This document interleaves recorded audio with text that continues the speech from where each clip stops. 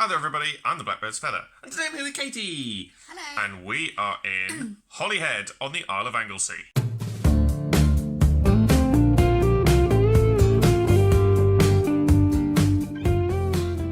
So this trip is part of a special week away for Katie and I. It's a surprise trip for her. She doesn't know where we're going. She didn't know we were coming here. And we've got another destination that we're going to on this trip as well. And she doesn't know where we're going. So the reason for that is our 2-year anniversary coming up. It'll be our 2-year anniversary.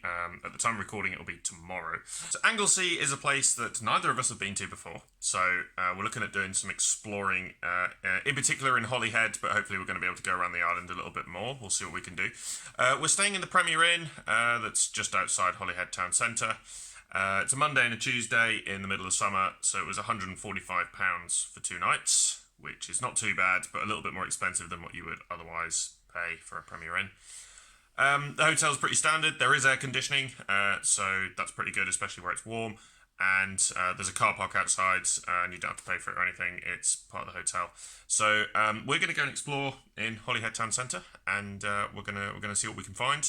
Also, quite keen to try some of the local brews as well. So hopefully we can find some pubs and maybe see what the local beer tastes like. Just gone for a quick walk into Holyhead Town Centre, and we are currently standing on the big footbridge that goes over the end of the railway. So take a look around. There's some really stunning views here.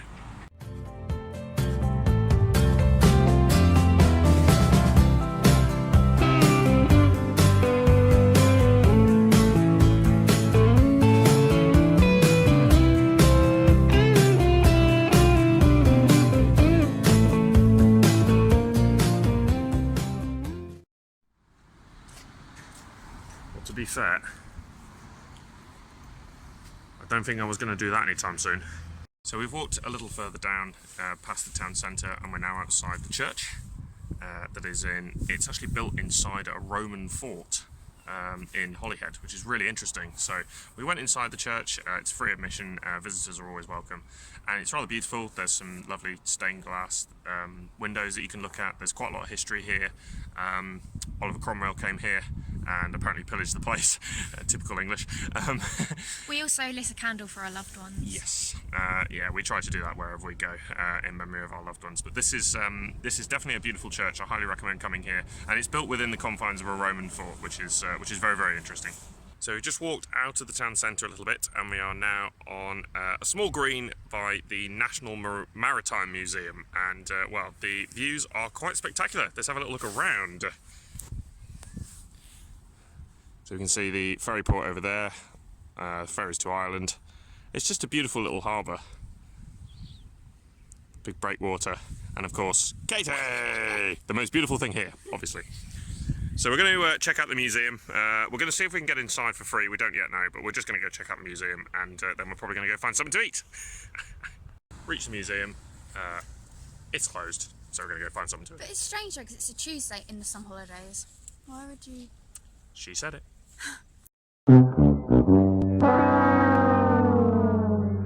Quick pit stop at the George.